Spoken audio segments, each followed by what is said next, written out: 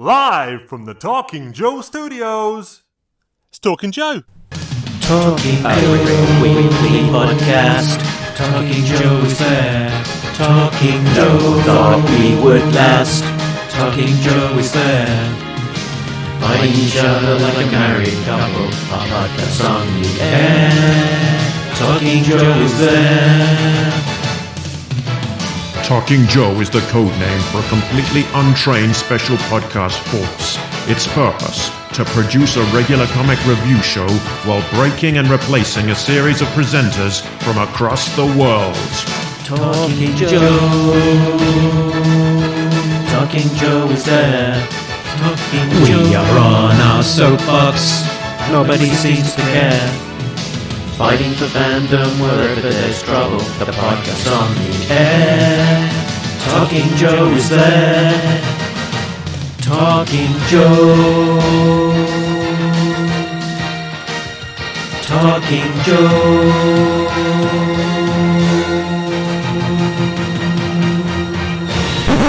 Hey, welcome to another Talking Joe interview special with me, Mark. Today I'm talking to G.I. Joe artist Robert Atkins. Robert has worked as a penciler, inker and colorist in the comic industry for a number of years.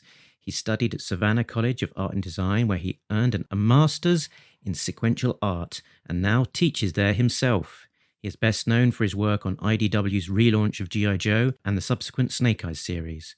But other work includes Amazing Spider-Man, Venom, Heroes for Hire, Ultimate Fantastic Four, and The Savage She-Hulk for Marvel Comics, Legion of Superheroes for DC Comics, and Forgotten Realms for DDP. He creates art for toy packaging and for various companies and brands, including Nerf, Marvel Legends, and Star Wars. He is the co-creator of a comic series called Elders of the Runestone.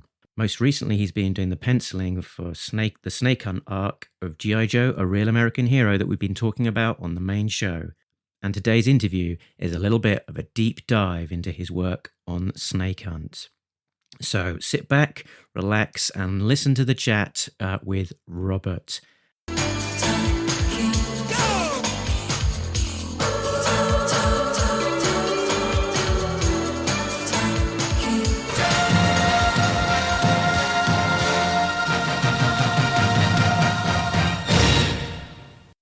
As soon as you mentioned it, I was like, yeah, of course. I love podcasts. I love being a part of it. And of course, I don't know, just consuming G.I. Joe as much as I like being a part of it. And then so I was like, all right, a new G.I. Joe podcast. So I went and listened to, the last few episodes you guys have done. And oh my gosh, right. I was just cracking up. You guys are awesome. Cool. Yeah, what I wasn't expecting was the musical component. It's probably the most important part of the show. Yeah, the little jingles and intros and outros and the little bumpers. That was definitely a surprise. That was really kind of that makes it a unique show for sure. Cool. So, have you got any sort of deadlines of when you've got to be doing something else today? Yeah, no, I'm fairly open, kind of for the rest of the afternoon. That's kind of why we kind of lucked out for me to be able to record today. So really, short of me taking my son to get a haircut later, I think we're pretty open, really. Yeah, you're lucky. We can't even do that anymore. Oh gosh, I know, everything is so wild, and it's even in the U.S. it's different from state to state. Yeah. It's strange, yeah. Because you're in Savannah now, is that right? Yeah, we're just outside of Savannah, Georgia, and of course, there's all kinds of caution, and people are aware. But our family is in Illinois, the Midwest, kind of central of the country area. And, me and my wife, we both kind of grew up in the same town back in Illinois. Right. And there has been a big hot spot. And the governor, the local kind of government there has been just really locked down tight on everything. So a lot of restaurants closed, a lot of public businesses and that kind of stuff has been closed down a lot longer, a lot of virtual school, stuff like that. Whereas here, it feels like a different country. It feels like a whole different culture. And I'm like, I'll go to this store and I'm just like the only person wearing a mask. And I look around, I'm like, you guys are insane. I'm like, what's going on? It's just, it's a much more rural area Not in downtown Savannah. Certainly in Savannah, people are very conscientious. It's more as you get to the outskirts of town and in the more rural areas. And I just think it's like they're just not as affected by it, and so it's not as on their mind. You know, they don't really see it. It's not a part of their lives, and so they think this doesn't really apply to me. You know, so it's just strange. So we actually did, you know, just by chance, we happened to see some family from Illinois around Christmas time. It was interesting talking to them about how different that life was, even in the same country, just from one area to the other. So yeah, wild. Absolutely. I mean, yeah, sort of just you know, in terms of what is and isn't allowed, and you know, regardless of people's necessary attitudes to it, it could be sort of poles apart in terms of, well, even in the UK they had sort of different tiers of restrictions, but now we're back in a lockdown where in theory we're not meant to be going out doing anything much at all apart from, you know, the essentials, and they've for the most part shut schools, and so we've got to be back homeschooling again. So wow, yeah. That's a whole load of fun when you're meant to be doing your own job during you know, so it's tricky. Yeah, well, and my wife, she teaches elementary school, so like third grade, you know, basically 8 or 9 year olds here. You know, and I'm kind of teaching full time as a professor, you know, at university at the Savannah College of Art and Design. So that's keeping me, as far as like full time work. So we're like certainly right in the middle of trying to figure out how to teach in the middle of all this. So we switched to kind of virtual learning back in April, and we've been doing that since. So we've been all kind of teaching from home, and you know, our kids, you know, trying to learn from home all last spring and through the summer. Our kids went back to school based in the area we're at. Everybody just went back to school where we're at. You know, the teachers were required to wear masks, but the kids weren't. And I'm like, well, what's the point? But, oh gosh. Oh dear. So yeah, it's been bizarre, but but we've been teaching virtually, at least in the colleges since then. So all my classes have been online. Okay. So probably quite a learning curve to kind of shift to that different dynamic of being at the front of the class and being able to see everybody and their reactions and, you know, all the rest of it, versus just doing it on doing it remotely. It is. Before I taught at Savannah College of Art and Design, we call it SCAD down here. So before teaching down here, I taught with the Comics Experience, which was it's not so much like a collegiate teaching school as much as just a program. It's run by Andy Schmidt, who was the editor for IDW. He edited at Marvel Comics for 7-8 years. He edited like the Civil War story, Secret Invasion, and Annihilation, a bunch of big crossover events for Marvel. And then he went to IDW and edited all the Hasbro related books, you know, so G.I. Joe and Transformers for a number of years. So that's how I got to know him. So he did Civil War at Marvel, and then he did G.I. Joe Civil War yeah. IDW. Hey, wait a minute. Yeah. I don't think that was his idea, but it just happened to be. Yeah, he happened to be the guy behind it. It's like, this thing keeps following me around. Anyway, so he was running Comics Experience, and so we did everything virtually there. So I was actually used to teaching online. Okay. To a certain extent. Like we would hold like a video class back then through like Adobe Connect and GoToMeeting and stuff like that software, where I'd hold like a weekly meeting, and through online forums I'd give assignments and answer them and critique work, but it wasn't like accredited, it wasn't graded, it's not like they got a degree, but they were able to learn about like the comics industry and production and stuff like that. I did that for about 7 years, and then started teaching down in Savannah about 3 years ago, full time. So I was kind of just doing that on the side with my freelance comics and video game and toy package art, like illustration work, and then kind of flip-flopped. Now I teach full time, and then I just kind of do the comic stuff as I can fit it in, Right. Does that mean a lot of kind of weekends and evenings, and does it sort of slot in a little bit more sociably than that? Nope, it's really weekends and evenings. I really wish. So you nailed it. So it's interesting to kind of touch on G.I. Joe specifically. I had actually been talking to IDW about maybe doing some more G.I. Joe work in winter of 2018. because we were going to pitch either a one-off graphic novel or maybe starting up some kind of a G.I. Joe yearbook or annual. And we had some ideas for that. And as we pitched it, we really liked the ideas. And I think that it got some traction. At the time, there were some other editors there that all, was kind of switched over. But they came back and said, well, the reason why I was pitching a one-off, like an annual or a yearbook or something, it was just because I knew my schedule, Okay. Because I was teaching full time. I, didn't really have to time give you a bit of a breathing space to do it rather than having to hit a monthly, same sort of monthly deadline. Yeah. So, and they came back and they're like, well, instead of that, how about doing like this big 10-issue event where we throw in every character that's ever lived? And I was like, what? It's like, who made that promise and why? Why would you do that? And so I was like, oh my gosh. But at the same time, there was a few, there were certainly a few things that my previous run with IDW, which I thoroughly enjoyed, and I just absolutely love the property. It's always hard for me to say no to G.I. Joe. It's just something I grew up on, and I always want to be a part of any opportunity I get. So I was like, a few things I didn't really get a chance to do with my previous run on G.I. Joe was ever get to work on a real American hero, like the kind of the main canon series. And I didn't get to work on a monthly book with Larry. I have worked with Larry a couple times before, but on non-G.I. Joe related projects. Okay. And what was that? So there was a book called Shadow Gambit a while back, I think in 2012, 2013. Somebody else had wrote the plot. He was scripting it, like adapting the plot.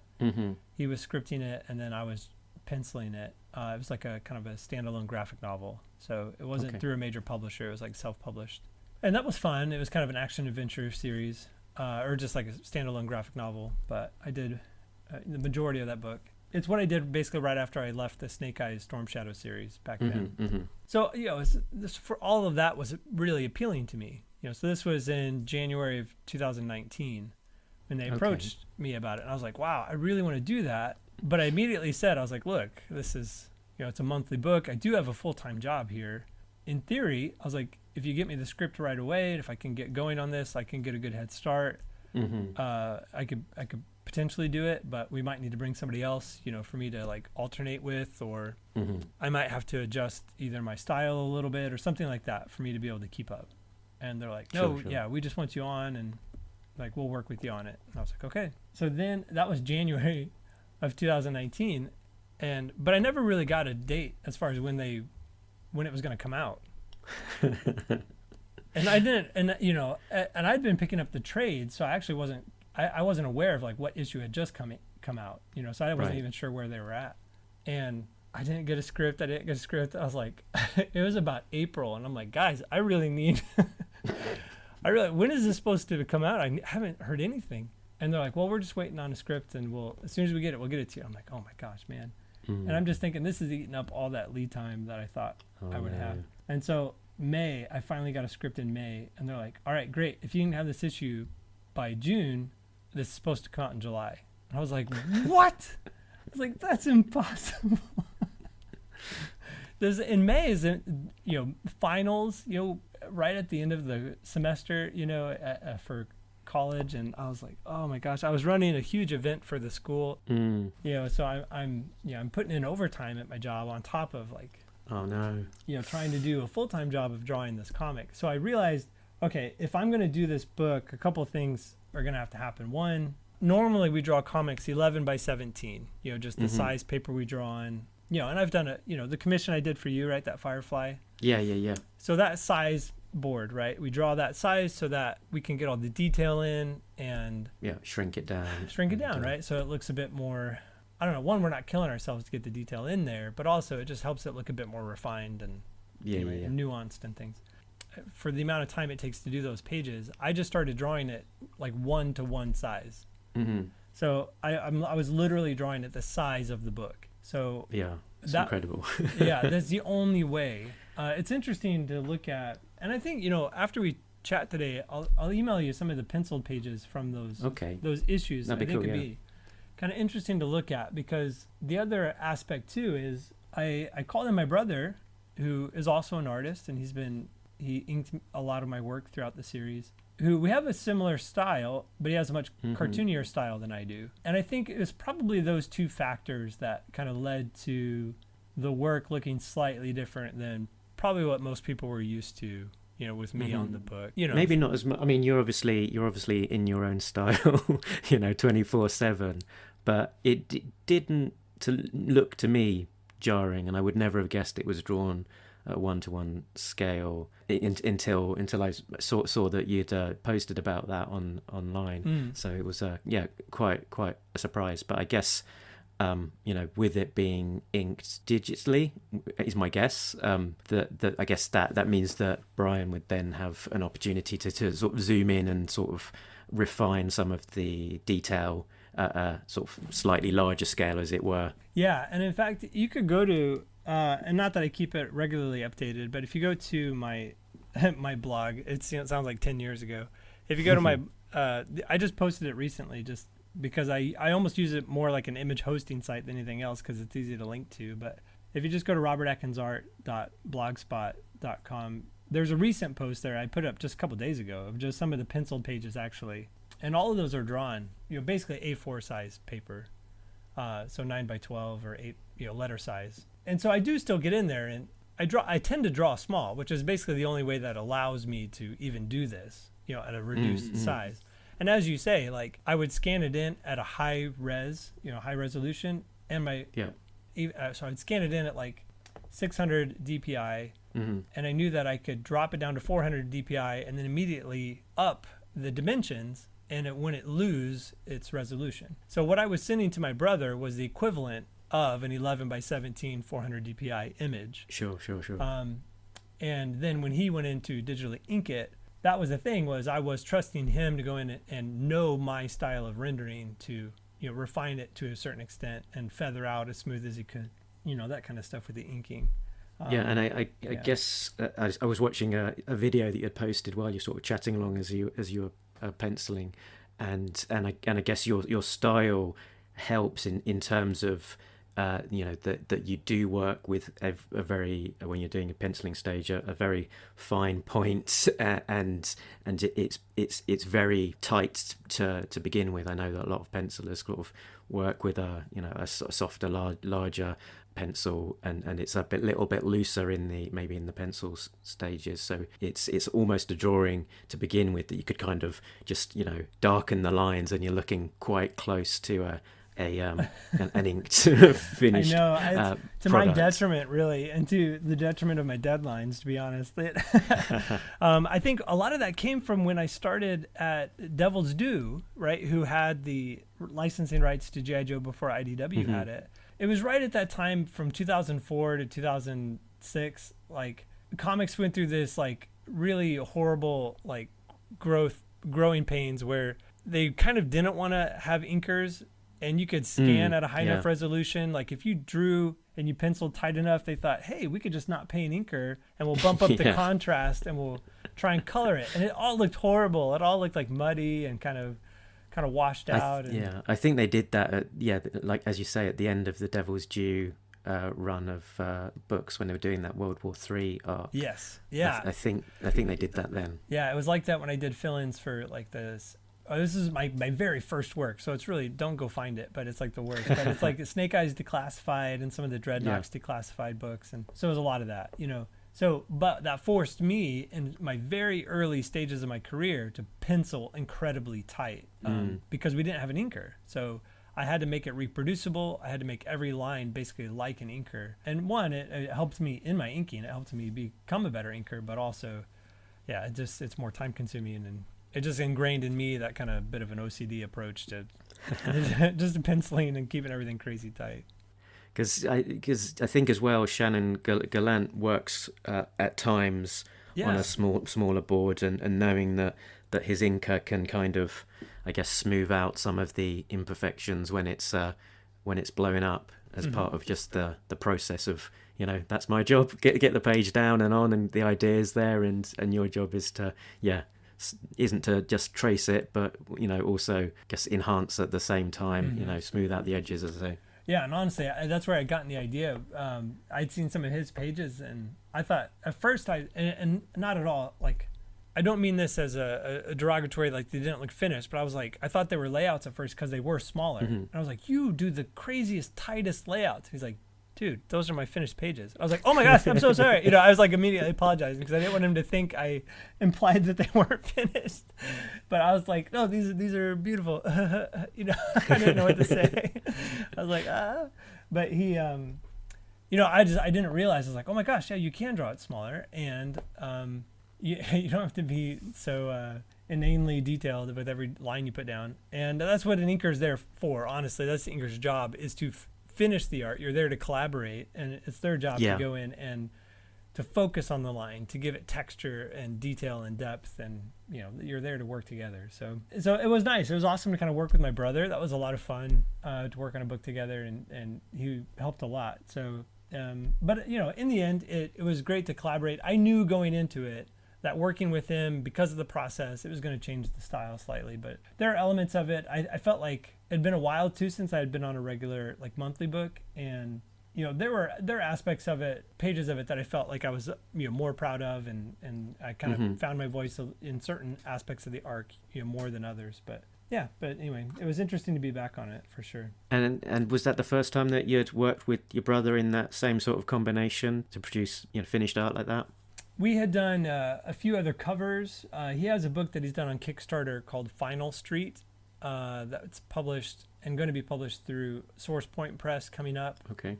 So they've had successful Kickstarters. I've done the covers for those, and I did a few fill-in issues for X for Dark Horse that we worked together on, and I'm trying to think what else. I mean, a few projects here or there, we've done together, just because we previously we lived fairly close together, like within about an hour and a half drive of each other. So if I was ever tight on a deadline, he'd come up and help me finish it.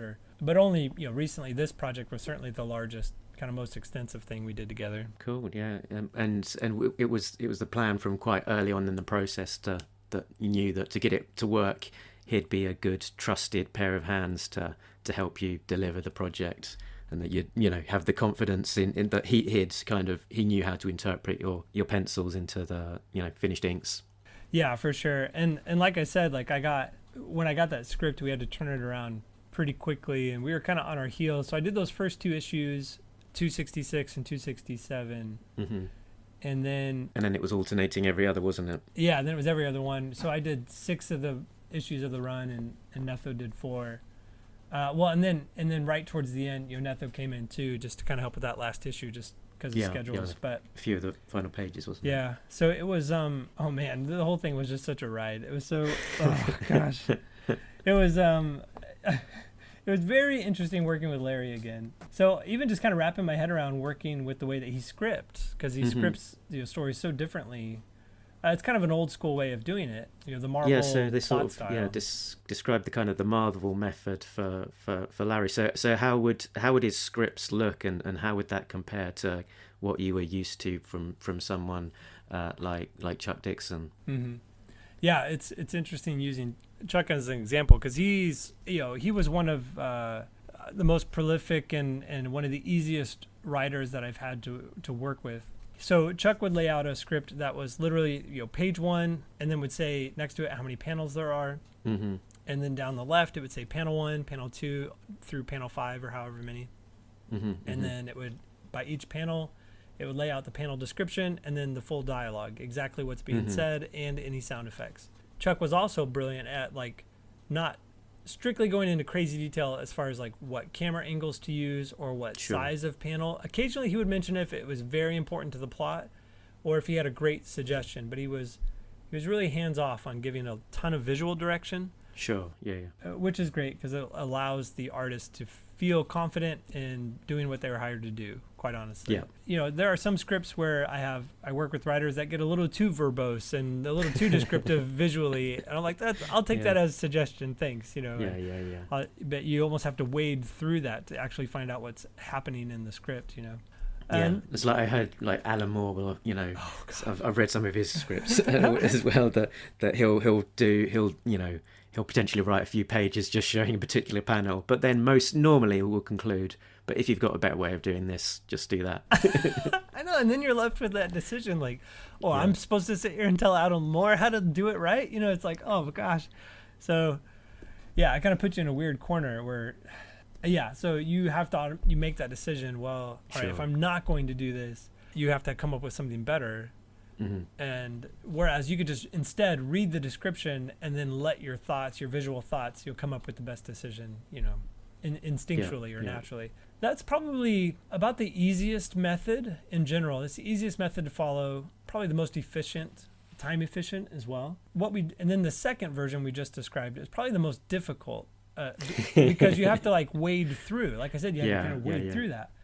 Right in the middle, and more probably the most challenging, not difficult, but just the most creatively challenging is this Marvel method, because what you get is a paragraph, sometimes even a sentence, like literally a sentence that says, describes what's going to happen on the page. The basic plot. It's called a plot style script or Marvel method of scripting, where you would just get a paragraph description. These major events happen on the page. Occasionally, you might get some sample dialogue, or somebody might think this to give you some direction. And generally, you could even think of it like each sentence in that paragraph could be considered its own panel. Sometimes it's that straightforward, but not always. And ultimately, it's up to you as the artist to break down the story flow, how many panels, the pacing, the rhythm, the body language, the facial expressions, and the whole time you have no idea what they're saying. Yeah. Okay. Crumbs. So that's why it's so difficult. And so it kind of adds that extra little bit of appreciation for literally every artist that's ever worked on G.I. Joe, like with Larry. And then when you see G.I. Joe work, you're like, wow, like that, you know, they're doing the best they can. Now, the other thing, I'm not here to throw Larry under the bus. Like he's phenomenal at what he does. And he has his fun little quirks, and you guys acknowledge it on your podcast, which I love, his little Hama-isms, But you have to give Hama credit. One thing he is phenomenal at is he'll get that art and then he crafts the story. Sure. So he's able to just kind of roll with it and make it work and add dialogue to the facial expressions that you draw.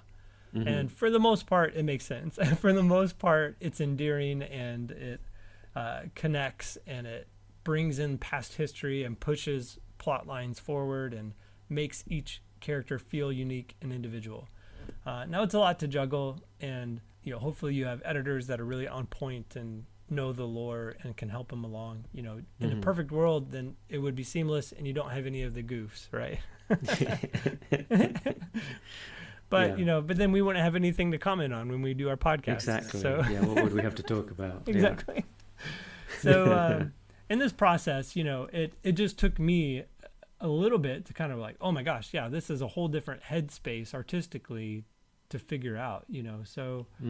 Because you're, I guess, much more than as the G.I. Joe artist on over a Larry script, a much more active collaborator, because you're potentially going to be making quite different choices in the way you interpret that versus another artist, perhaps who's feeding from the same script, because you're making all of these choices about what appears on the page, how it's laid out, how the characters are interacting, responding, what sort of expressions they might be having on their face, and then Larry will feed off of that in terms of then the eventual dialogue that lands on the page, and potentially even inform the way that the story progresses, because I guess he'll be able to see, okay, that was an interesting expression that character was displaying on that particular scene.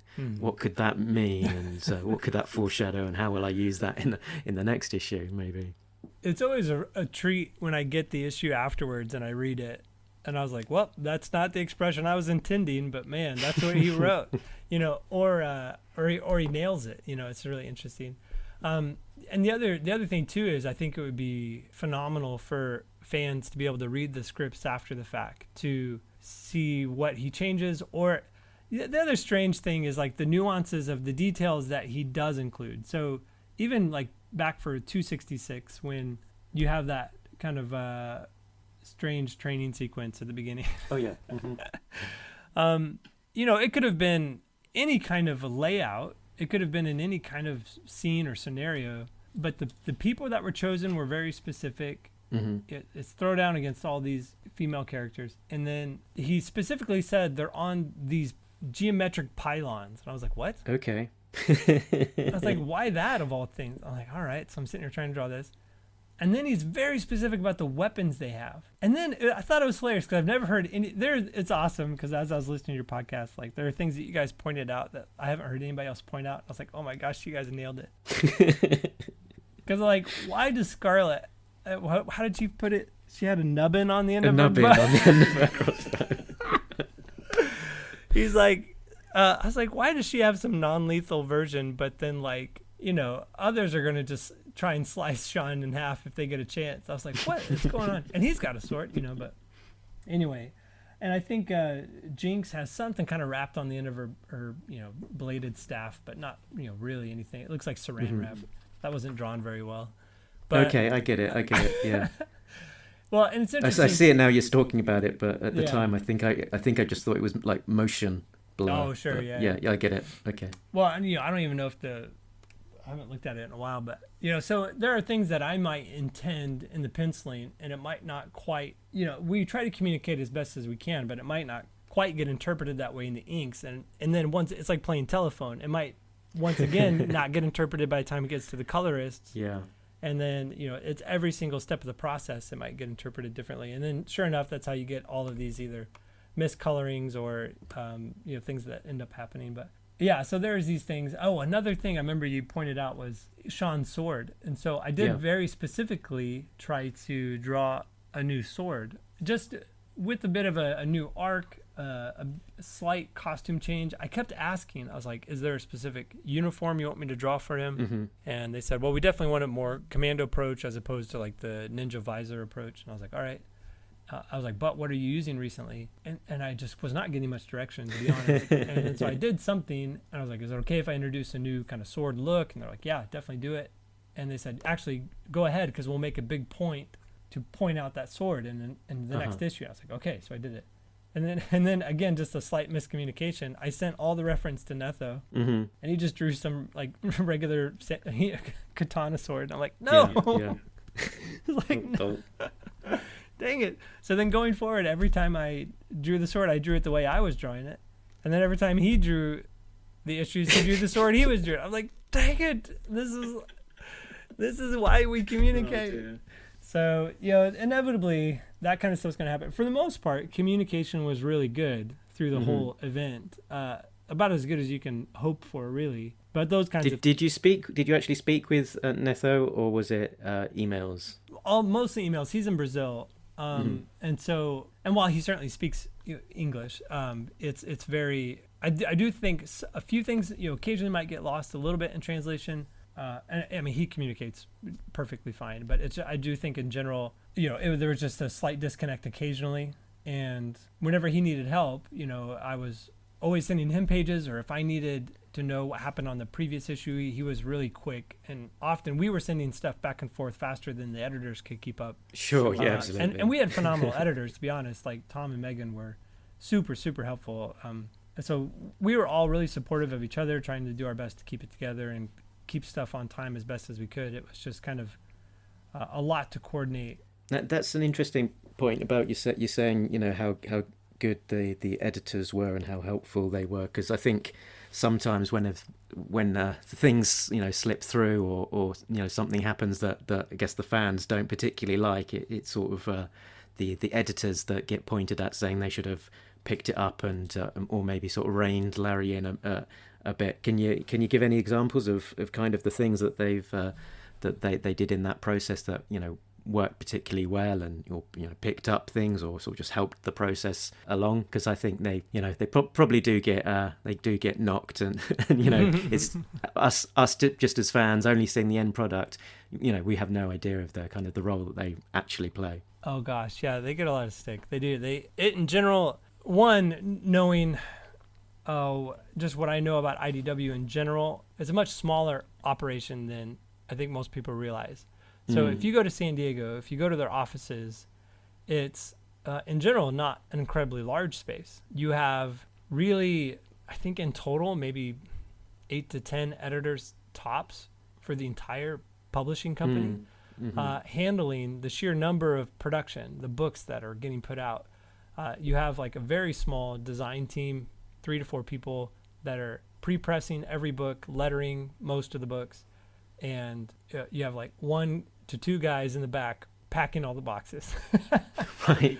And getting things shipped out, not obviously for all their distribution, but for all of their like comp copies for creators and for, whatever, advertising and marketing. And then you have a few editors that are there for special projects. And of course you have your editor-in-chief and senior editor.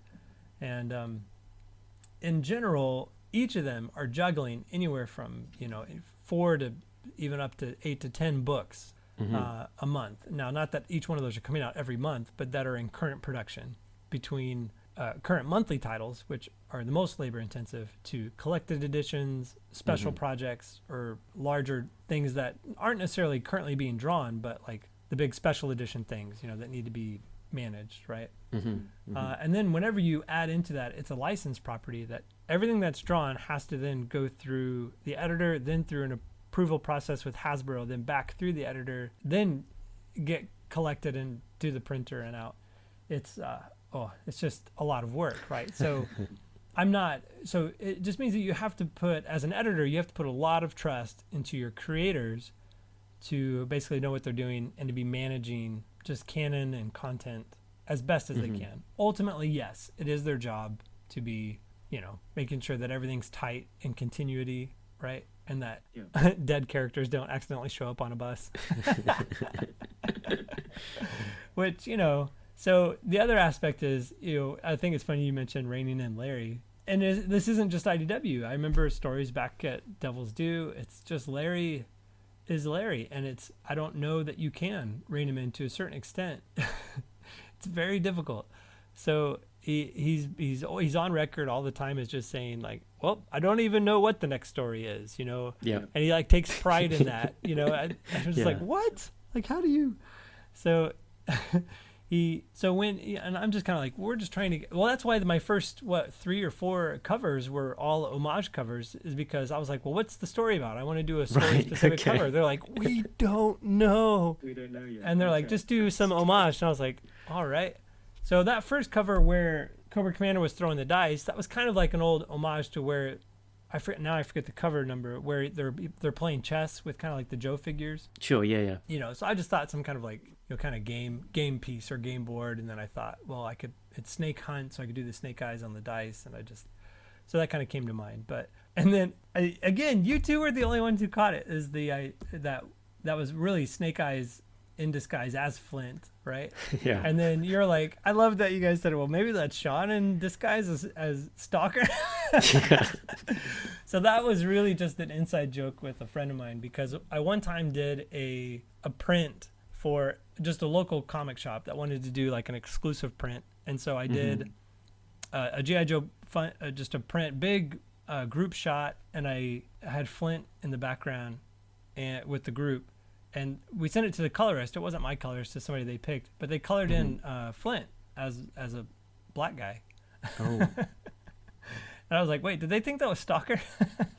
And he doesn't have a mustache, right? It's just because he had a beret on, and so I guess this colorist doesn't know G.I. Joe at all. So anyway, so I was talking to that store owner, and I was like, hey, I did this homage cover where instead of Flint, I did Stalker.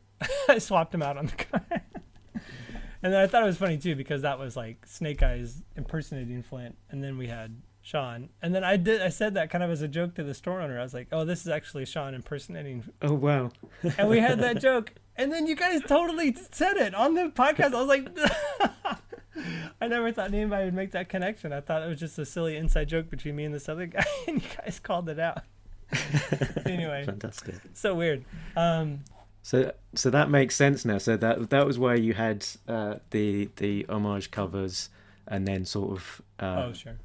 Going forward after that, it was part 5 was the Secret of the Sludge cover, but I think that might have been the end of the homages. Yeah, I'm forgetting something. It was from that point on. I asked if I could do other characters or if I could do story specific stuff, and they're like, Just do Snake Eyes covers. And I was like, well, I'd like to do other things. And I did one where I think I had Scarlet and Dawn, and I tried to throw in as many Vipers as I could, just kind of all attacking at once. And they're like, well, Hasbro likes this, but they just wanted you to draw Snake Eyes doing more flips. And that was really what they came. I was like, word for word, they came back and said. I was like, okay. And which was fun. And I love drawing Snake Eyes. Like I can never get tired of it. But it was just kind of funny. Good. So I didn't.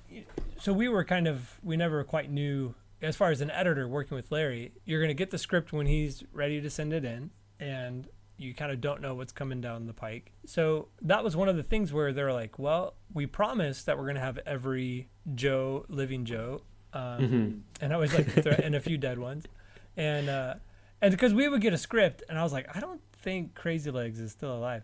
And but there he is on the script over and over again. Okay. And then there was once or twice I was just going down the list. I have a huge list of people to put on a bus or whatever, or in the background of a pit scene or something like that. And I'm just looking up reference to make sure I draw them correctly, and I'm submitting it, and not even thinking twice, like, oh wait, are they still alive sometimes? And then I'm also kind of trusting, my editors are giving this a once over, and for the most part they do, and they would catch it. But like I'm mentioning, not just to make excuses, but generally, they're busy also. Yeah. And I'm positive.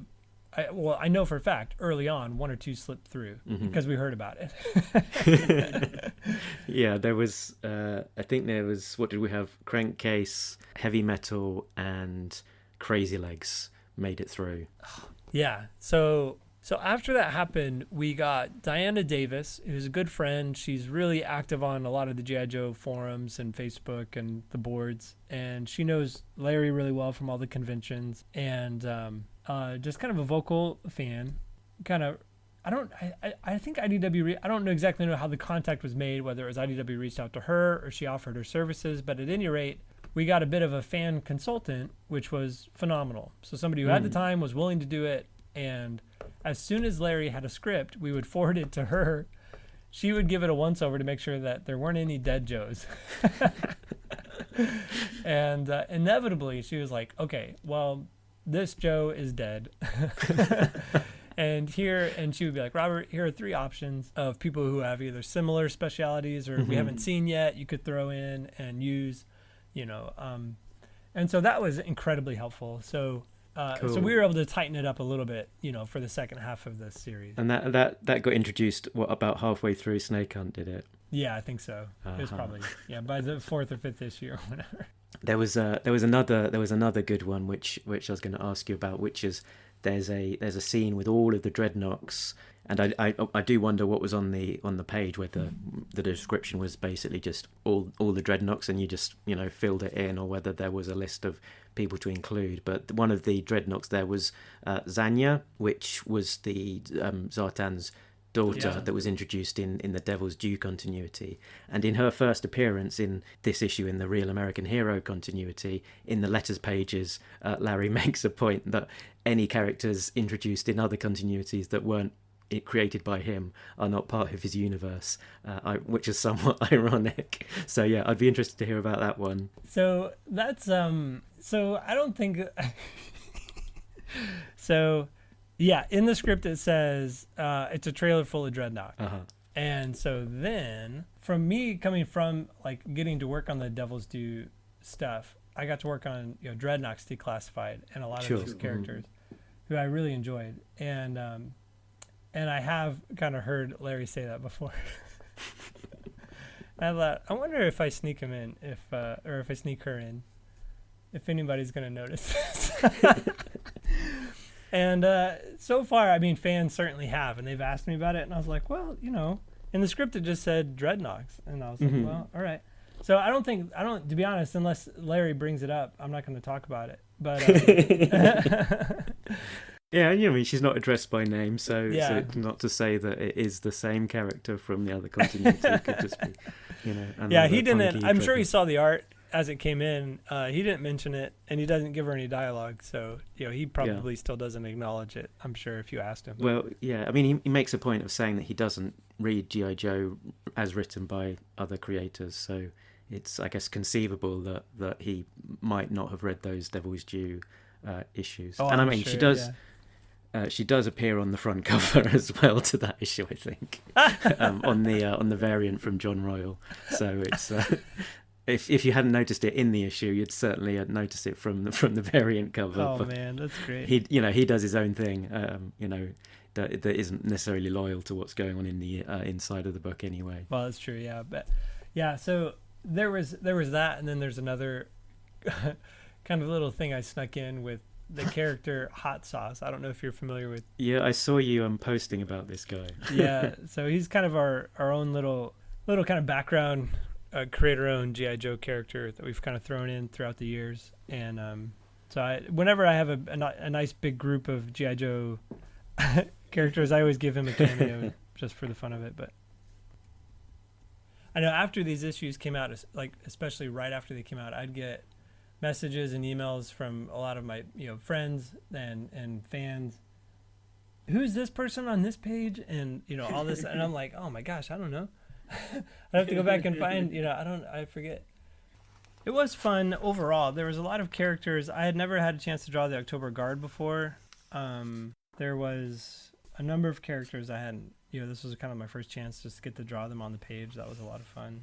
Because I did my initial bus scene, and then of course I think Netho came in and did his bus, and then from that point, because I think my initial bus scene had a few people on it that shouldn't have been, and then Right. and it kind of revised as we went, and so our little behind the scenes conversation was maybe some people got kicked off the bus, and didn't make it, to Springfield, Oh, dear. and then You I was like, left because it, Lady J's on the bus. Uh-huh. When they leave the Utah base, she's on the bus, but then Mhm. she's parachuting down to the to the roof, and they're like, wait a minute, they're like, well, maybe they dropped by the airport. I was like, what? Yeah. Okay. Yeah. No prize. You're coming up with your own no prizes here. I know. in real Well, time. man, then I could tell you a few. There's ones that we were kind of catching on the way that we're just like, trying to put out fires of whenever you have to do a group scene like this, like, Mhm. I don't even know what to say. You know what I mean? We had. I don't want to sit here and like complain about a project that I got a chance to work on, but I'm a fan of it too. Where Mhm. I was excited to be on a project where the idea of drawing every living Joe like excited me. Sure. But I didn't want to draw every living Joe sitting on a bus.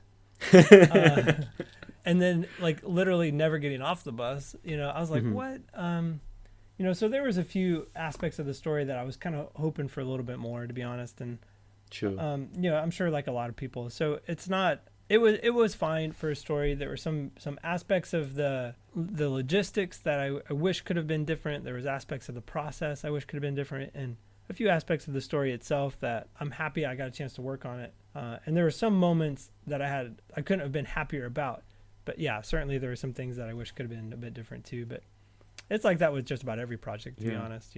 And in those in the big scenes like the bus scenes where you do have to draw an awful lot of Joes, in those circumstances you were generally working from a list of named Joes of who to include in each scene. It wasn't random characters that you were magicking up out of your own imagination. It was generally including the people that you were directed to. Yeah, Larry definitely had a very specific list for each of those. But like bus one, these are the people on bus one, and bus two, these are the people there, and then these were the people that were in the command suburban. These are the people who were the tactical kind of parachute drop that were infiltrating in, and so there were all these separate divisions. These were the Air Chicago team that were infiltrating from the hospital, and through this kind of tunnel system. Yeah, so it was, all of that was kind of the concept of it, kind of infiltrating from these multiple areas. I thought was interesting.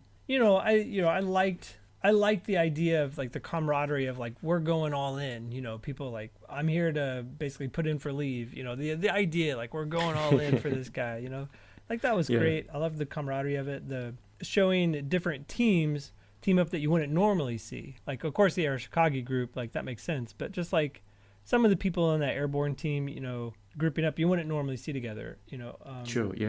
And just stuff like that. That was really fun. Even towards the end of this issue 273, just that moment, like it's all about to go down, like those 4 last panels, like that moment was fun. But when you boil it down, Snake Eyes gets grabbed, Gets rescued. He gets rescued, and it takes 10 issues to do that. I was like, well.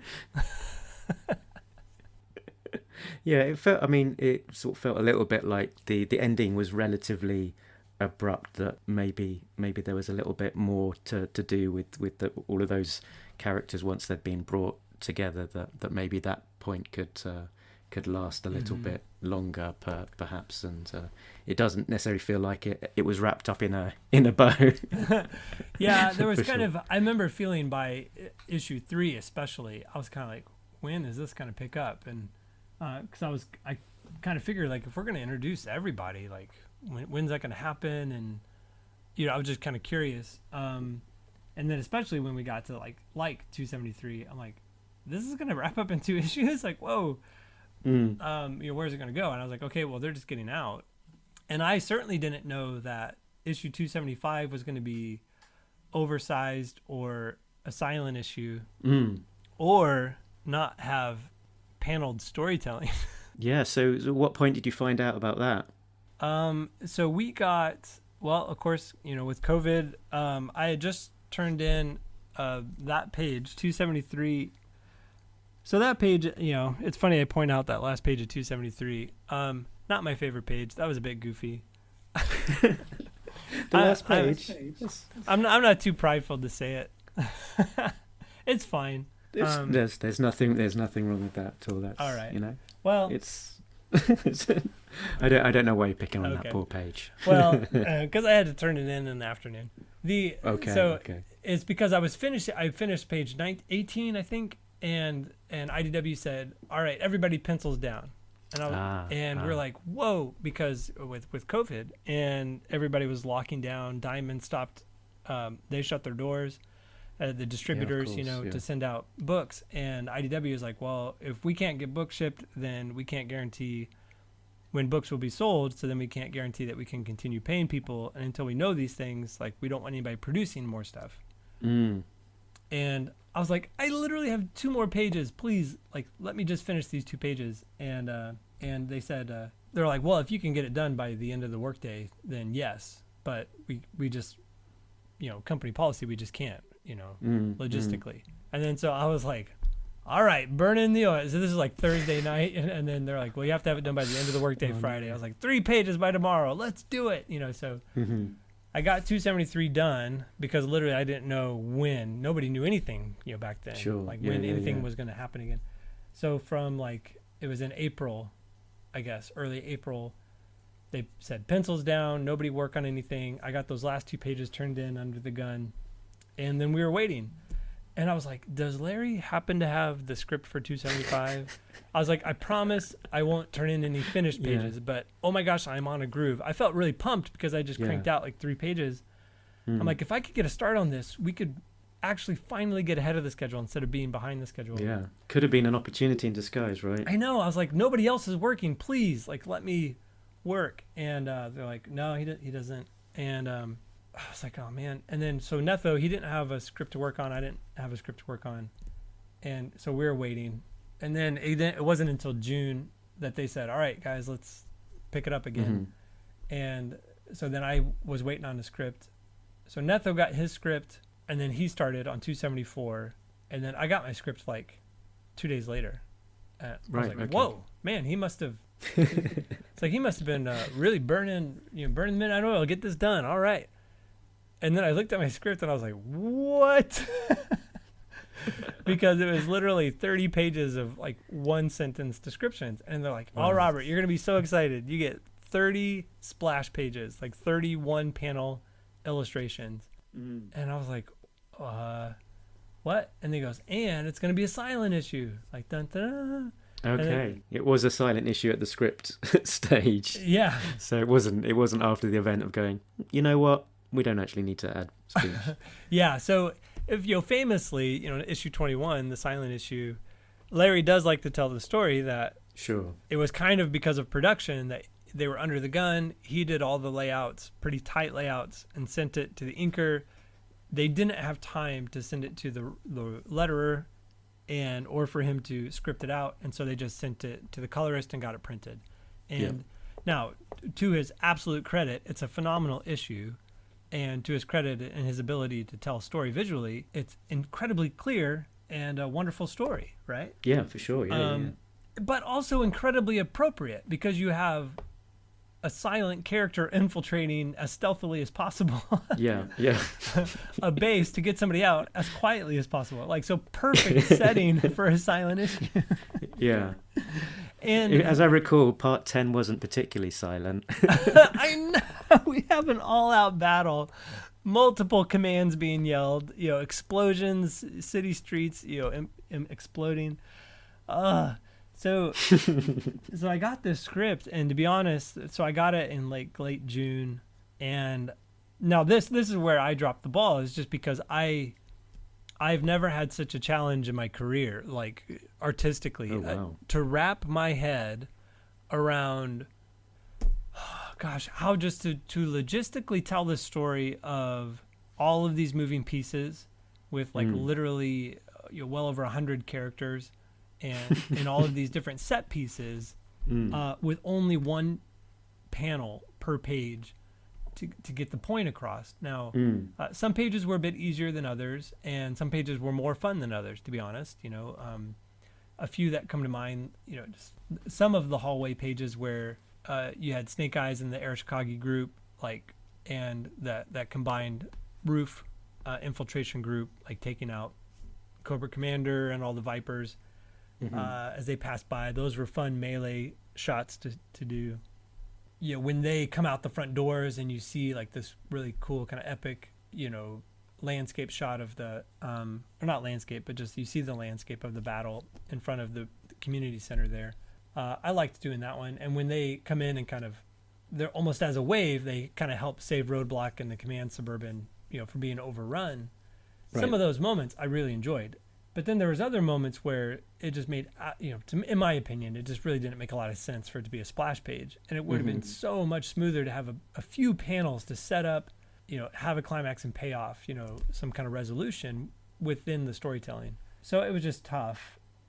And to be honest, it left a few strange cliffhangers without having dialogue. You have major characters like Laura 343 who makes a bit of a strange decision that isn't explained. And so we don't know yet.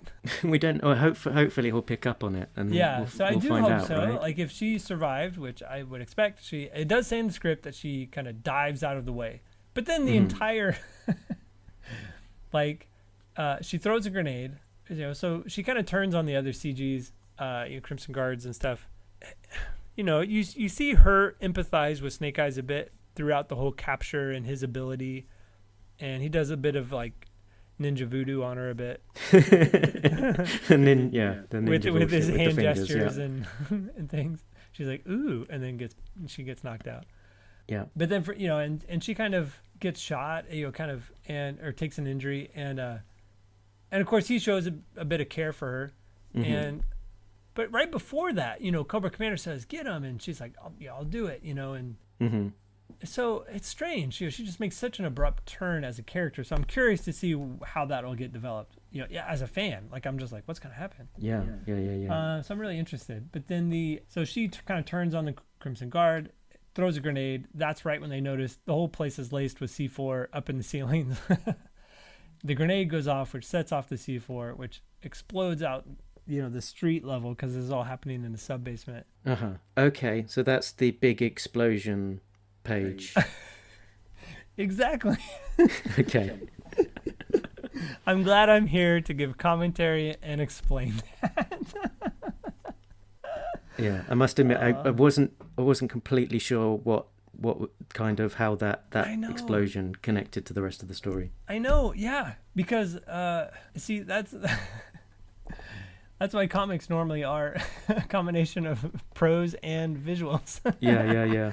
I know, it's it needs that. It needs that written explanation at times, or at least a couple panels to set up Yeah, that chain reaction. as you say, that if you had the couple of beats before it, it would you'd have the leap. But yeah, it's almost it's like almost like telling an entire comic on a couple of pages, because you'd normally have, I don't know, it depends, doesn't it? But you might have up to 9 or so panels on a page at most. Yeah.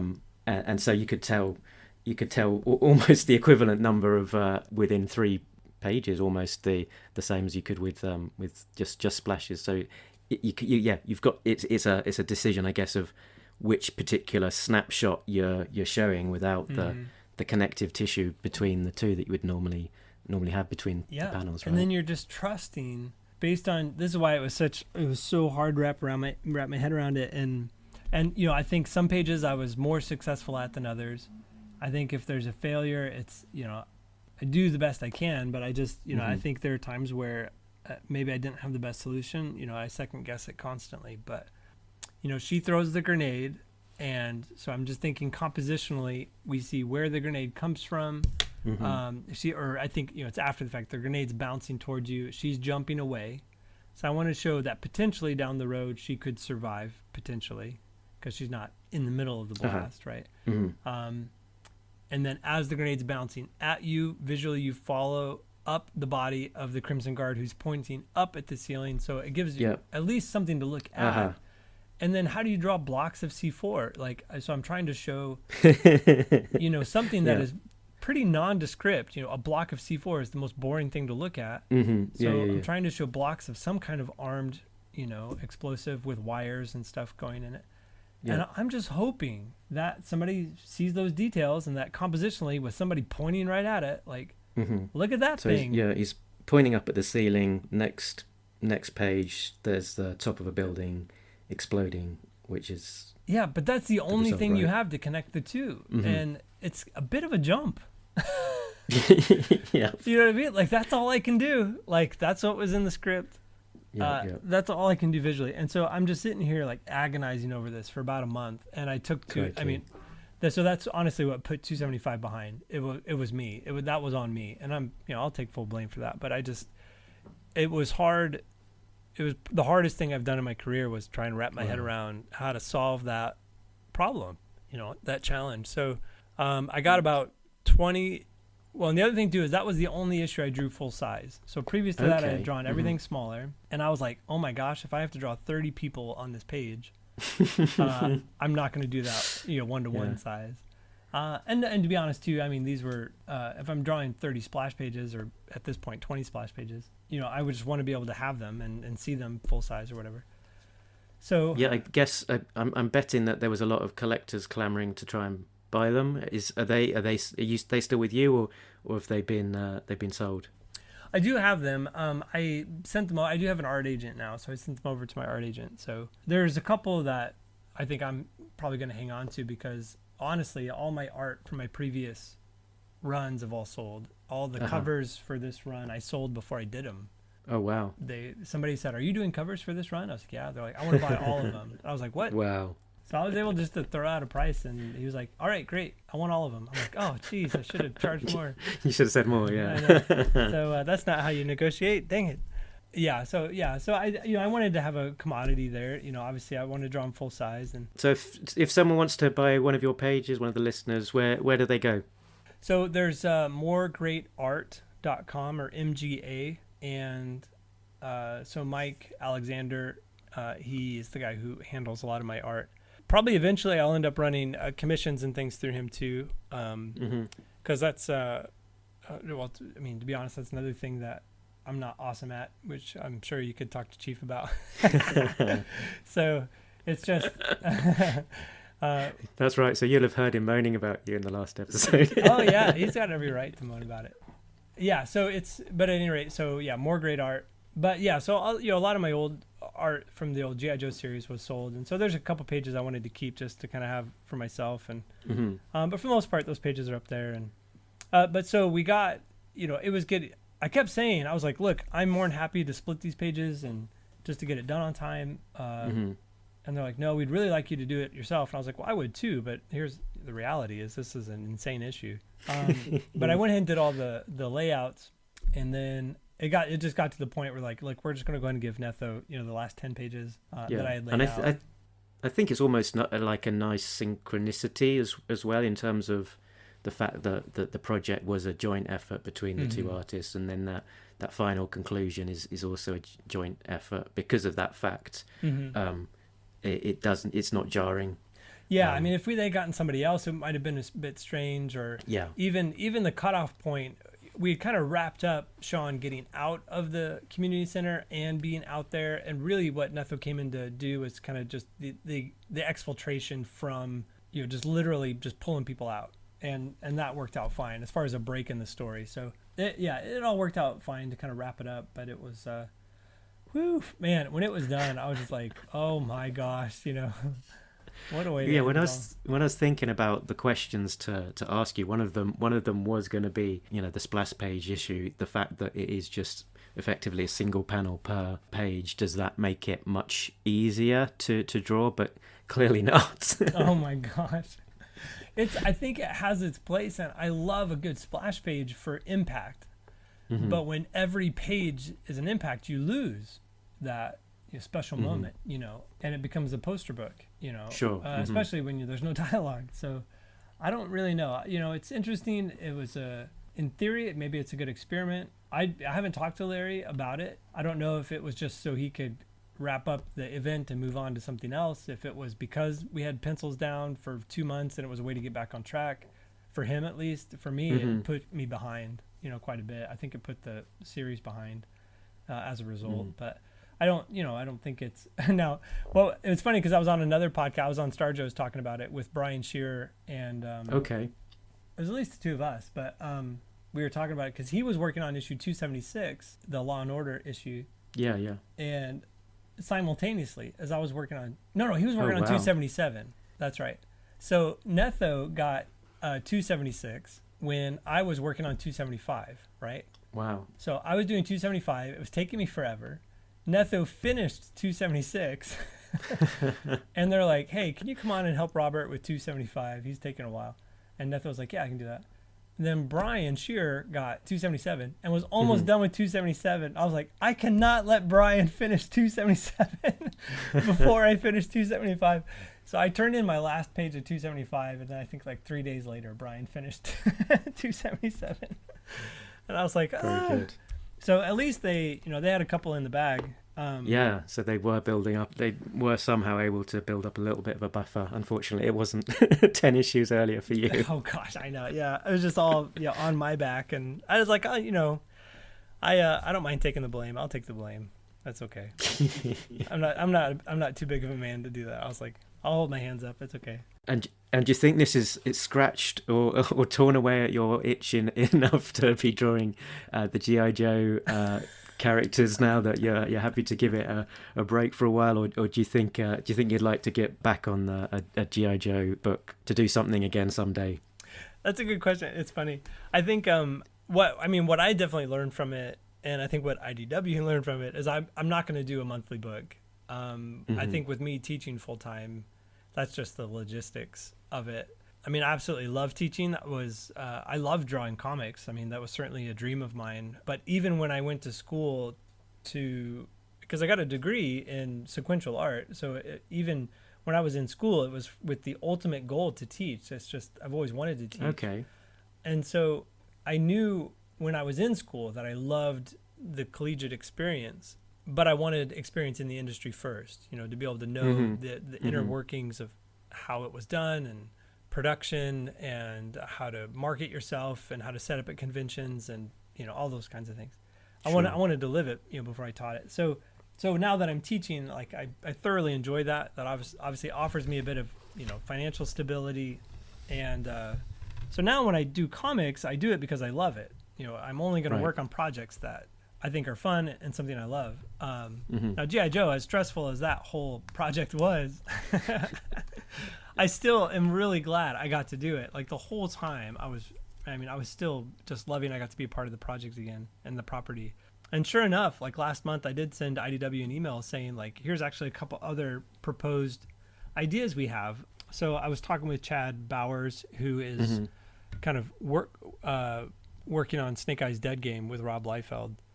Yeah, he's a friend of the show because he's come on with Chief a couple of times now. Oh, great. Yeah. So Chad is awesome. I've set up with him at a couple of conventions, and he just has phenomenal ideas. He has such a love for the property. He's so well versed in the lore, and he had some phenomenal ideas. So we wanted to run those by IDW just to get their thoughts.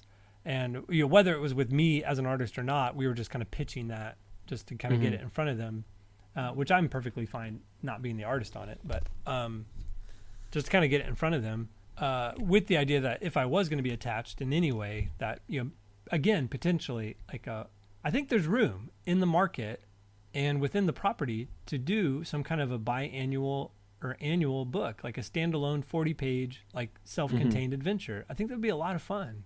And we could get a rotating group of artists or just short 10 to 12 page anthology stories. I mean, there's a lot of fun things that we could do that don't have to be bogged down with like decades of story, but feel like they could fit into any one of, the stories that we've read.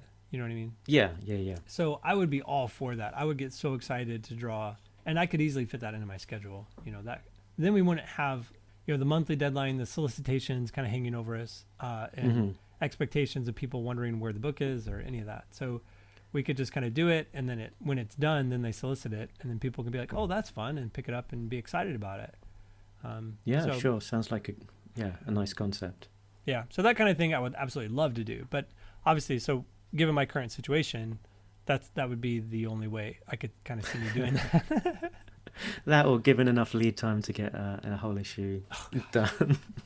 But I think with the G.I. Joe artists coming on board, I think there's a bit of a learning curve in terms of how you cope with sort of get used to the characters, how you interpret them, how you deal with maybe as many cast members there are on a page. And so the fact that you're so accomplished and got all of the experience under your belt should mean that you can just hit the ground running, do an issue and get it out the way, and it not be jarring or sort of preventative of that learning curve, I guess. I do think that even with back in 276, like it really felt like I was just kind of putting on an old pair of running shoes. It was just kind of like, oh, this feels great. As soon as I got to draw like Clutch and Rock and Roll, and I was like, oh yeah, this is fun. Just even though on those initial first pages, I had to get those couple strange pages of that tiny robot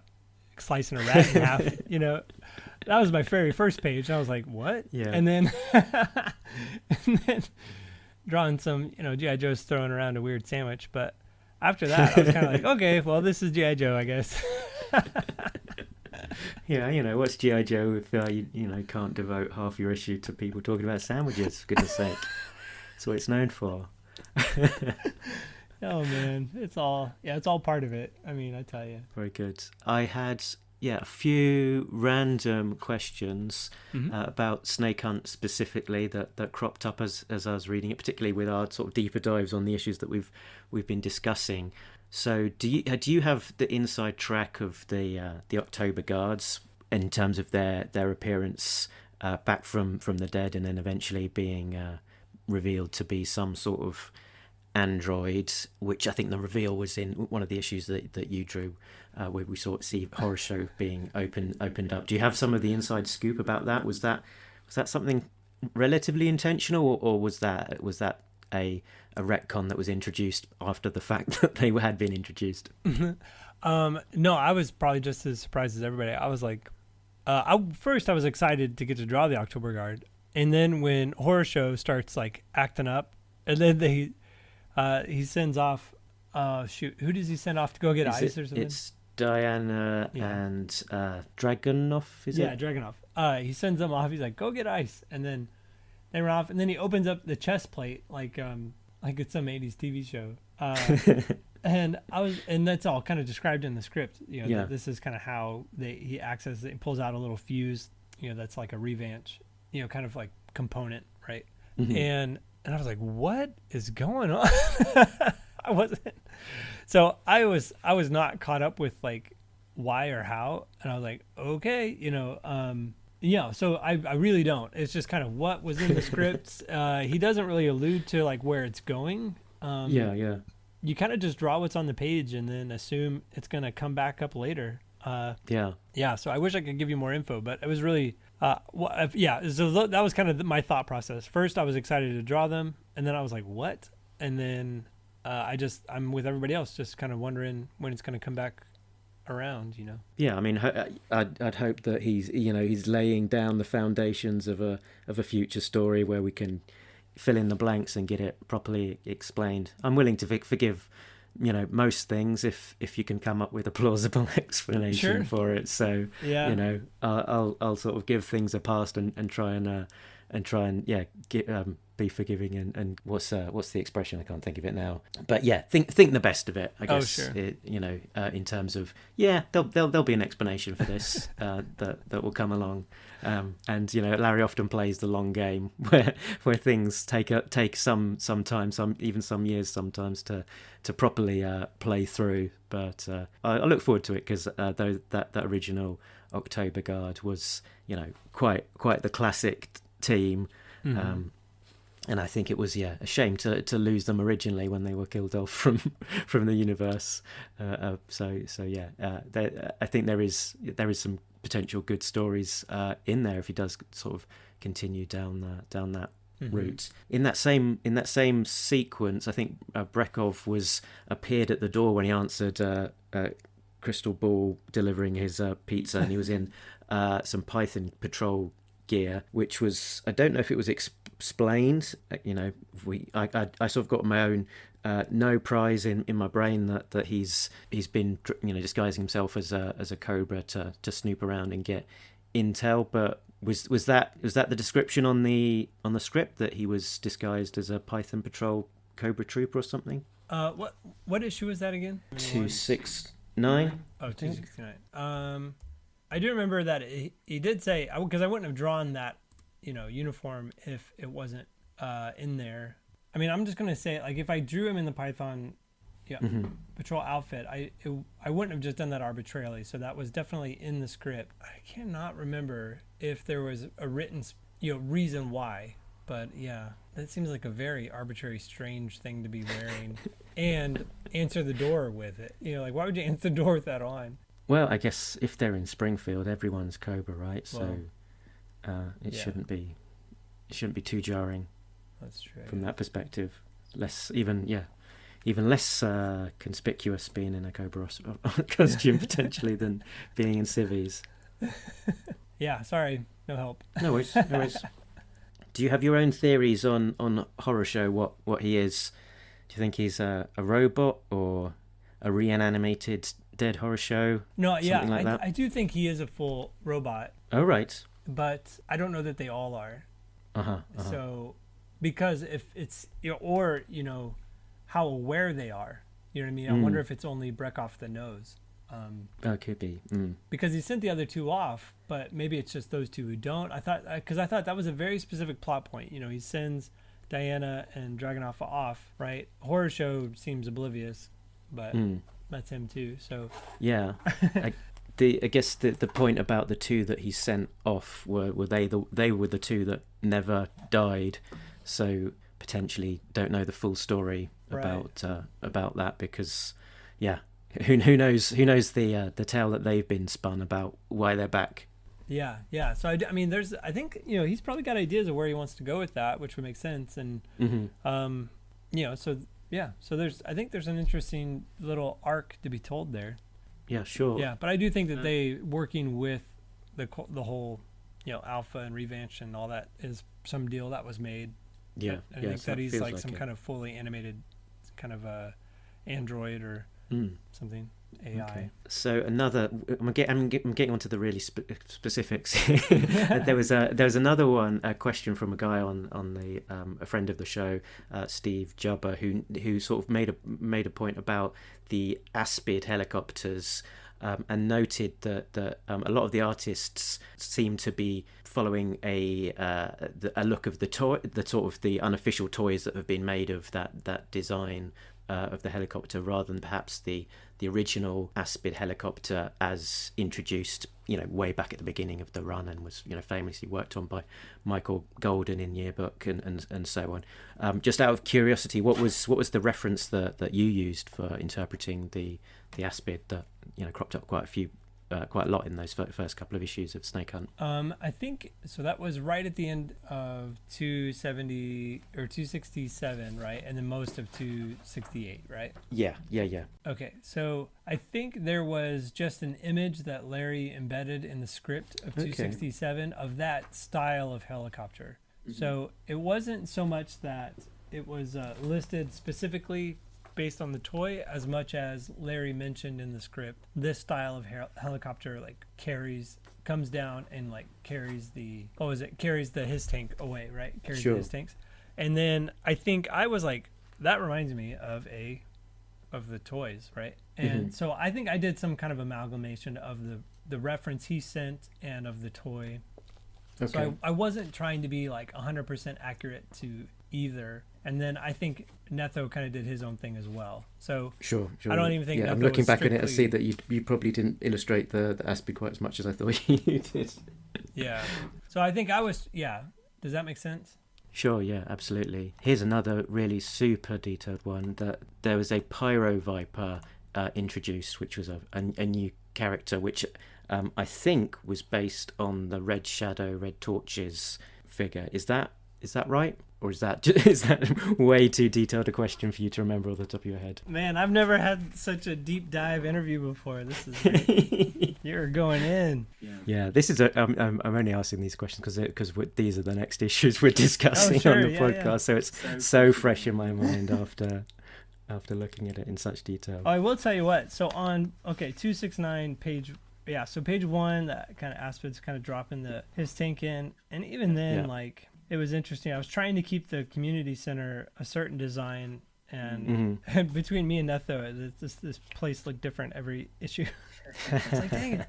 And then on page 3, one of the only revisions I got from Hasbro was that they thought I defined Laura 343's butt too much on that bottom right-hand page. And then they're like, so they told the colorist to go in and adjust it, and he just wiped it out, so it just looks like a flat butt. I was like, it wasn't gratuitous or anything. It was just she's walking, but whatever.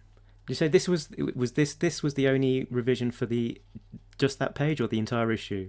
No, I think the entire issue. I was like, what? Oh seriously? My word. Anyway, crikey. So then, they hand over all the weapons. Okay, so the pyro. Okay, cool. So he's at the door, opening the door. Yeah, and he even mentions them, Pyro Vipers. The entire corridor is guarded by Heat Vipers, Pyro Vipers, Frag Vipers. Okay, so this whole time he was Larry was mostly having us draw mostly the Heat Vipers and Frag Vipers. Sure. Night Vipers, some Techno Vipers and stuff. I think that was generally the crowd. But the idea too was I was kind of just excited about drawing as many Vipers as I could find and stick them in there. And so I think I randomly just drew that Pyro Viper in, and then I think because he saw that in there, he was like, "Who's this guy?" And then and then wrote it into the dialogue. I think that's what happened there. I don't think that he wrote that onto the script initially, as much as I just kind of threw an extra Viper in there. But then you never see him again. So. So that was your design, do you think? Yeah, I think I just kind of added that in, and then it was colored that way too. So that's fascinating because it almost exactly aligns to this very niche character that was introduced in the Red Shadows, which was a pyro trooper. Yeah, I think that's kind of what happened. So we're often we'll either see a name of a character in the script, and we don't get some catalog of reference. We're on our own devices to try and find reference. So we're often scouring online or based on our own level of knowledge of who these characters are. I can't imagine how anybody who isn't some kind of fan of G.I. Joe would even handle this book. And I'm in no way have an encyclopedic knowledge of the characters, but so I use resources like 3D Joe's or Yojo or other websites that have these extensive libraries. But even then, like, there's so many variations that inevitably I've drawn the wrong version or some exclusive version or, you know, stuff like that before without realizing it. And then I get called out and I'm like, well, there you go. So, you know, something like that can sneak through too and just be an arbitrary like accident. But, you know, and then so if it's that niche, like sometimes it's on purpose because I want to throw an Easter egg in there, and sometimes it's just totally on accident because that happened to be the reference I found and I thought I was doing it correctly and might have accidentally done it incorrectly. Interesting. And all of the characters that did have to be dropped in here, the original guest claim was that every living G.I. Joe member would be included. Do you know how close to that initial description it was actually achieved? No, and I think I was a bit disappointed because I remember when that claim was kind of made when they mentioned to me, hey, do you want to come on board? This is the event. This is what we want to do. And that was kind of a sales pitch to me. I was like, yeah, let's do it. You know, I was kind of pumped. I wasn't literally going through and having a master list and checking them off. You might be, but I haven't. But I did start. Did you? Awesome. Yeah, I'm kind of curious to see how well we did, but I don't know. But I never once heard from editors or from Larry or anybody like how we were doing or if that was actually going to happen. Never once did I hear after that initial invite to work on the book that ever mentioned again. So I think they quickly wanted to forget it because they realized how big of a deal that's a huge promise. Like, that's a big deal. It's such an enormous cast and task indeed. Yeah.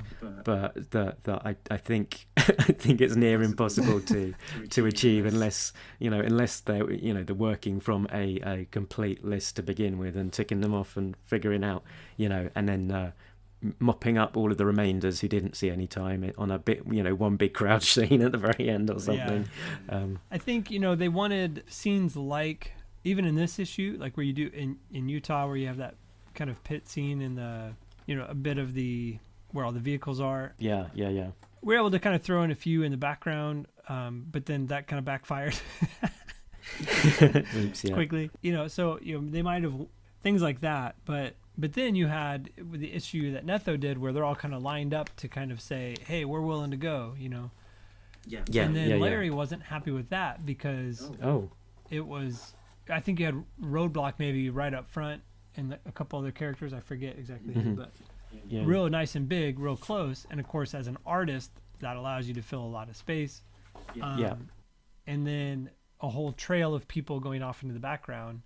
And I think Larry, it was still in his mind at that point that like, hey, we want to get screen time for all these characters. And we're like, you can't. It's not possible. That's not possible. And it's to be honest, a boring shot because that means everybody's a medium-sized character. If you have somebody who's large in the foreground, that immediately takes up a ton of space, and so you have a limited amount of space remaining to fit everybody else in. And inevitably, that if say you have somebody huge in the foreground, you have to have somebody tiny in the background, or you have no depth of field, right? You have no depth going on. So he obviously realized that he's an artist himself, and he's like, well, I think he kind of just gave up at that point and put everybody on a bus, and we're like, oh, dang it. Yeah, if you're not in the bus, then you're not one of the living Joes. Oh dear. Yeah. So I don't know, man. Yeah, I was especially after listening to your recent episode, I did want to kind of sit in on some of your guys' kind of banter and talk, and certainly, I mean, if you guys have any criticism for me, I'm more than willing to take it. I'm sure you got an impression of the kind of person I am. I certainly don't mind.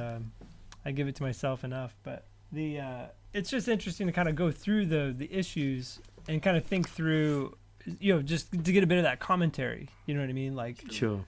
Almost like a bit of a creator or DVD commentary, I guess, as you could say. Choices that were made or things that were pointed out or things that were in the script that I kind of deal with or little mistakes that were made. Like, for example, in 275, I think it's page 5, when it's an overhead shot. This was another thing I had to deal with where we had all of these big action scenes, and occasionally I had to just zoom out to kind of let the reader see the landscape of what's going on, because otherwise everything's in your face and you kind of don't get a sense of the environment. And it was when all the vehicles are pulling in, kind of creating this little kind of encircled area. Yeah. And the command... We've got a couple of buses and the bongo van and a couple of the transporters. Right. They're all kind of creating a little protective circle. and the command Suburban's right in the middle. And in the script, it says that Hawk and Duke are climbing out onto the top of the command Suburban, and Roadblock gets out the back. And I draw them as tiny little figures doing that. It gets inked, Right. but it gets colored as Cobra Troopers. Oops, yeah. And I didn't see that until, like, they send out a PDF after every issue. They send it out, and they say, all right, does anybody see anything that needs corrected or whatever? Everybody on the team gives it a once-over, typically. We all missed it. Everybody missed it. The editors missed it. Everybody. And then it goes to print. And then after the trade paperback gets ready to be sent out, everybody goes through everything all over again. I was like, wait a minute. They're not supposed to be colored blue. Like, that's supposed to be Hawk and Duke and Roadblock getting out of that van. And my editor, Tom, was like, well, he's like, it's a bit too late for the single issue, but we can recolor it. And so sure enough, like, it'll be recolored and corrected for the collector. So the trade, that one we'd fix for the trade. That one thing. We missed everything else. But there have been worse instances. I know there was a panel, I think it was S.L. Gallant and Gary Erskine, that somehow along the process some Joes had been. I think it must have been a quick and loose figure in the background. Probably quite a small figure drawn and possibly loosely, and when it must have been in the inking stage, it was tightened up into completely the wrong characters. It was meant to be some Joes, and it was Cobra Commander and some other Cobras, I think, in the end that appeared on the page and made absolutely no sense from the storyteller's perspective. But so yeah, I think that one was a little bit more striking. Yeah, a little more obvious. I wonder how many people. Yeah, you knew who was meant to be there, right? so you could obviously spot it more easily. But I think because you don't have necessarily, as we're talking about, as many visual clues on some of the pages, it's less obvious as to what should have been happening there, perhaps. The one benefit. That's the one. Yeah, I see the next page actually. It's you've got then Duke and Hawk on the roof. Yeah, that's like a page or two later. Yeah. Okay, so that makes more sense now. Oh no. Okay. Yeah. Did you have any sort of more sort of behind the hidden magic curtain stories about the whole process that you can think of? Oh, I thought it was interesting in 273 when Sean. It full on says in the script that Sean jumps out and like blows the kneecaps out of Mindbender and Cobra Commander. And as I read that, I was like, "What? Oh my gosh!" So I full on drew him like just getting capped, like both those guys, like. And in the art, like they take it. You know what I mean? Yep. And then like the next issue, or the 2 pages later, Mindbender's grimacing, and he's like, "I just got grazed." I'm like, he's got no knee left. I'm like, what? He's like, "I just got a graze, but I think the commander got the full kneecapping." I'm like, his knee's a mess. And I'm like, oh dear. That was one interesting thing where in the initial script, like it said, like they both take it, and I was like, okay.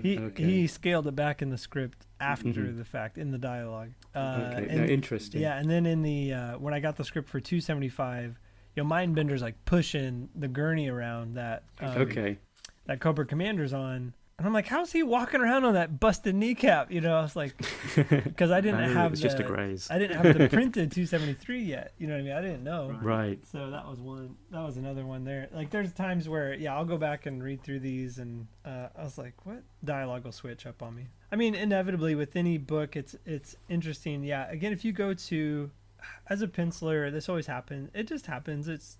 I read the story, and it's just part of the process. I think it's probably like this for just about any job, honestly, but. If you can see my pencils, and they won't look drastically different, but everything's collaborative. You do your part of the process and you hand it off. And there's a lot of times where the people you work with will embellish your work and add to it, and either through clarity or, especially with the coloring, like it adds depth and separation, and special effects obviously kind of add to the mood, and which is really great. And then and then also. And not to take away from any of those steps, I really love the people I got to collaborate with. But I also just generally like just the look of, penciled line art, just because there's a nuance to that kind of part of the process. That translation from pencil to ink, you convey so much more nuance in the grade, in the grades of pressure, etc., that are applied in the pencil that necessarily have to be sacrificed when it's being inked, right? Yeah, definitely. Like, exactly. Like in the rendering, when you look at the inked pages, even the colored inked pages, you're looking at the inker's interpretation of the pencils. You're never quite getting a sense of the penciler's, direct vision. Like, you get a sense of their storytelling for sure. That's their job ultimately. You know what I mean? But yeah, so it is. That's why I do like always kind of seeing, when they kind of pare it down, and you can get like a black and white version of a comic, or you can see on somebody's process blog or Instagram account or something like that, and you can kind of see maybe some of that initial interpretation too. So yeah, I mean, your pencils, as we talked about, very precise, very technical, so possibly a little less sort of decision making involved from an inker's perspective there. But some pencils I've seen have been like, how on earth is an inker meant to begin on interpreting this? It's just, there's pencil all over the page. Where do you draw the line in terms of the interpreting what to black out and what not to? So there's the finest inkers in the business. They've got when they're working over that kind of work, it's a hell of a skill and definitely loads of room for interpreting a very different outcome as well because of the choices they're making. It's an interesting part of the process. Yeah, and it's so I think it was interesting. Still, I've been kind of working in comics. Like, some of the very first comics I worked on was G.I. Joe related, which I'm always kind of happy that I got to work on something like this. Now, of course, it's I look back on it now, and obviously you grow. You get better you hope you get better, throughout your career. But well, I mean, you started out 2005, so that's 15-ish years ago now. So it's I can't, if I try and remember what I was doing 15 years ago, it's sort of in terms of the work I was doing, I mean, it's all a massive blur. Crikey. I know, yeah, and it's what's interesting is that you'll go to a convention, and it's like if anybody could get their hands on anything you did professionally 15 years ago and bring it up to you and have you sign it and have you answer for it face to face. True.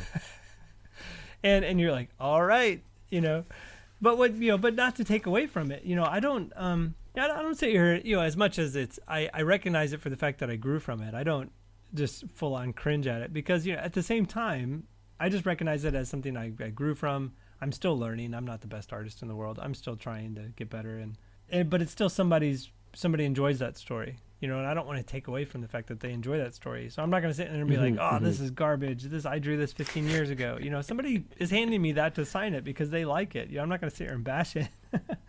So anyway, so I do my best to respect that, but it is an interesting position to be put in. Like, as soon as you put your work out there, like, you answer for it as long as people hang on to it, and bring it up to you. Yeah, and as a younger artist, you did that early work was still very strong and definitely just as good as any of the peers of the time, and particularly that G.I. Joe run that started with Chuck Dixon in 2008.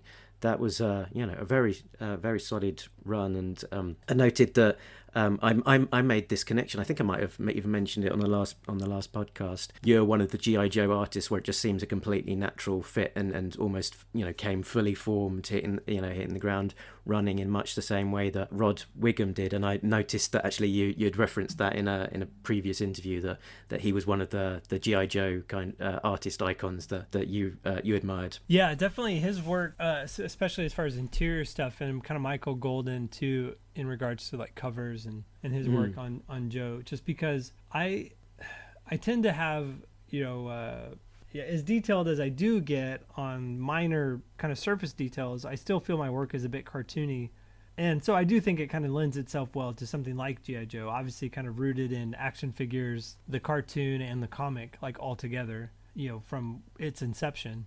And so you have different people who are fans of G.I. Joe that come from those three different worlds, right?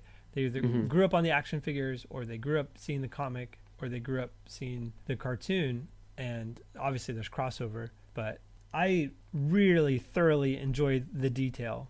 I enjoy trying to draw things like they work, right? So so the fact that the buckles actually buckle and that things snap and that the guns, not that they have to look hyper realistic, but just that they look like they could function or you could hold them. They don't look like made up, weapons. And to be honest, as much as I thought I drew realistic guns, it wasn't until I went and worked right after I think it was in 2013 or 14, I actually got hired by the U.S. Army. Right. To draw a book called America's Army. And my editor was a lieutenant colonel in the Army. It was the best paid job I've ever had. Crikey.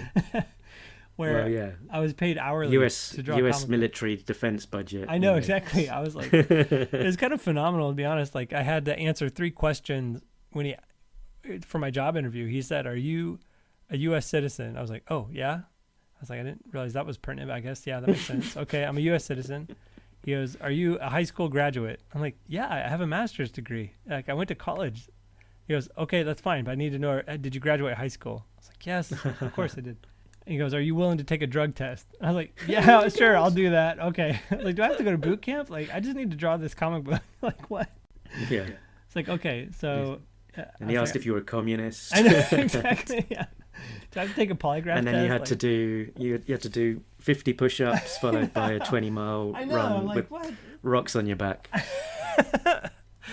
And so I got to work on this thing, and it was oh my gosh, like if I didn't have people's like the pockets, the stitches correct on the pockets of the shirts, and the actual weapons had to be, oh my gosh, so exact that I had so many revisions on that project. It took 8 months to draw 3 issues, and which they were just paying me hourly, and they didn't seem to care. They just wanted to make sure it was right. I was like, okay. So they just revision after revision, panel after panel. Oh my God. That was insane. And then that was probably the first art job I've ever got laid off from. I wasn't like fired, but it's just the job disappeared because of some bill that was passed in the Senate. I was like, okay. They're like, it's just budget cuts, and then I guess the government doesn't need to make comics anymore. I was like, okay, that makes sense. There's probably better ways to spend this money. So right. Anyway, but so I thought and I guess the idea behind it was that it was kind of like a recruitment tool to make the army look cool. Yeah, I know. Yeah, so IDW, I think, was their publishing, distribution resource, but it was a free comic, and then they would put it out in like recruitment offices, and they would send it out to U.S. troops and high schools and stuff like that. But yeah, it paid really well. So I mean, I was obviously chosen to do that because of the work I had done on G.I. Joe, and it was, to be honest, the early IDW Joe stuff I thoroughly enjoyed. It was really fun to kind of do our interpretation of G.I. Joe. That was a lot of fun. It was just a really fun part of my career. I think the most fun I had was when we launched the Snake Eyes series with Chuck Dixon, and issues 1 through 4, and then I think I came back and did, I guess it was 1 through 4, and then we were always alternating arcs back then, Yeah. I did the second arc, and then maybe that was it, or the third or something. But I think issues 11 through 14 or somewhere in there. I think that was probably the most fun I had on the series. That was some of my favorite issues, and I still look back on some of those pages, and I just I was really happy with some of that work that I was doing. And then so I was writing that 2011 through 2013. Like, that was just a real sweet spot that I enjoyed the property a lot, and I still just really enjoy that.